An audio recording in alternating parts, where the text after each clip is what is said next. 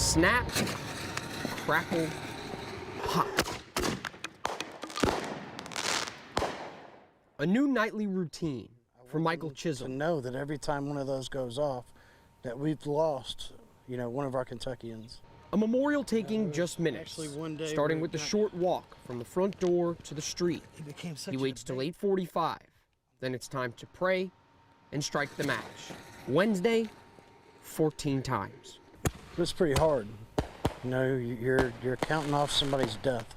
This virus is something like I've never seen, and it's just pretty crazy how rampant this is going. The idea sparked in Chisholm's head while sitting at home, looking for a way to help, when he found the leftover fireworks laying around.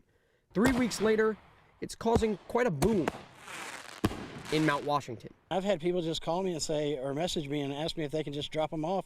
I give my address and they show up and there's a box of fireworks outside of my porch, and they're just telling me thank you for what you're doing. This week, the memorial got personal. And there's going to be one extra because I lost my dad today also. Chisholm lost his father to old age. Because of the coronavirus, no funeral, no goodbyes. Last one. Just an extra light in the sky. Dad, this is for you. I love you. I'll see you when I get there. That was hard. That was hard because it's about as close to the goodbyes as I get to get.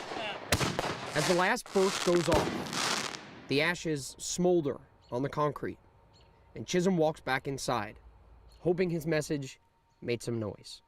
I'm sorry that you're going through this. I'm sorry that your families are going through this. We're praying for you, that it's going to get better, that it's going to end. In Mount Washington, Nick Picht, Wave 3 News. Who would have thought, on the side of the highway, in this little brick building, is Kentucky's forgotten treasure chest? This is like documenting our people for the last, for our entire existence. This is the unclaimed property vault. Inside each box, all right, here we go. A story. They are heavy. Baseball cards, things connected to history, military medals, coins, and then you have a lot of things that are just sentimental. Like a set of pictures from someone who clearly must have tried to buy McCartney's love. Or just a few diamonds who lost their best friend. Even some things someone maybe shouldn't be collecting. We've had an urn in here with ashes. We've had some items that we think could potentially be drugs. All protected in these armored walls. And their gatekeeper, State coins. Treasurer Allison Ball. It used to be called abandoned property, and that's probably the best way to think about it. It's property that's just been lost somehow. And it doesn't mean that somebody doesn't want it anymore. It's just somehow they've been removed from the owner. Like if someone dies and leaves behind a lockbox that family doesn't know about. After a few years, it comes here to Frankfurt, where it's Ball's responsibility to get Joltin' Joe back to his owner. But it's not just valuables. It's cold, hard cash.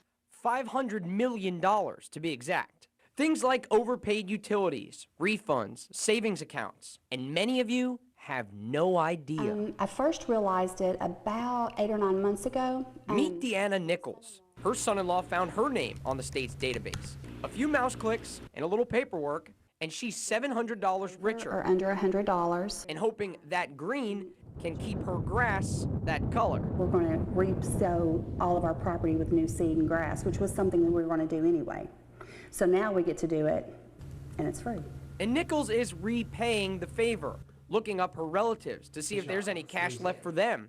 And wouldn't you know it? My sister-in-law was here, so we started looking up other people. She actually had $4,600 herself. $4,600, to know who part of the it is $89 million Ball says she's given back in her first term. Now she's gunning to break the record. Old photographs. And trying to give back all of the treasure, hiding in plain sight here in Frankfurt. It's all really cool. I mean, it all means something to somebody. That's why they collected it in the first place.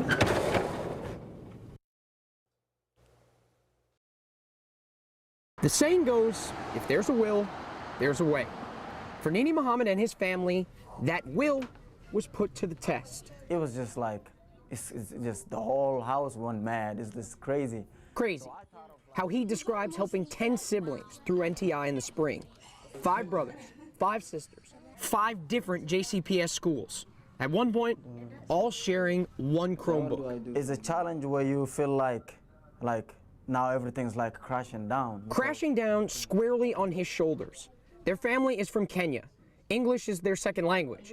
And Muhammad, at 27, is the oldest brother and the only one who's college educated. It put me in a lot of pressure because now I have to try to organize them here.